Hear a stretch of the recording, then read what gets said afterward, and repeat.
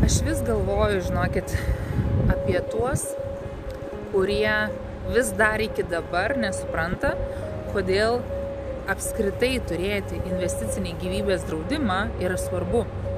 Tai aš paprasčiausiai pasakysiu, visų pirmiausia, tai yra finansinis saugumas atsitikus bėdai. Visų pirmiausia, ko didžioji dalis žmonių neįvertina, nepagalvoja, visi tikisi, kad viskas bus gerai ir daug dieve, kad būtų gerai. Bet pats pagrindinis dalykas, dėl ko reikalinga, tai būtent dėl tos finansinės pagalbos nelaimės atveju.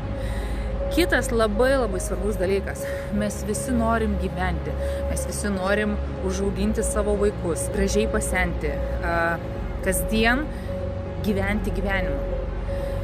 Ir tam rytojui reiks pinigų, kai mes tapsim vyresni ir nebegalėsim užsidirbti. Tam rytojui reikia pasiruošti ir didžioji dalis žmonių konsultacijų metu gailisi, esu ne kartą tai sakius, gailisi, kur jie buvo anksčiau, kodėl jie prašvaistė savo brangų laiką, kodėl uždirbtus pinigus jie realiai netaupė, neskirstė kaip reikėjo, o švaistė nereik dalykam. Žinokit, jeigu aš to kasdien nematyčiau, aš tikrai su jumis nesidalinčiau. Bet man realiai yra gaila, kai žmonės, kurie galėjo taupyti anksčiau, kurie turėjo iš ko taupyti, susivokė, kad reikia tą daryti labai vėlai.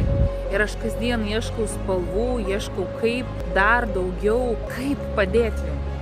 Jūs neįsivaizduojat, aš kasdien galvoju, kaip jums padėti susivokti, kad tai yra be galo svarbu. Ir kol turit laiko, taupykit.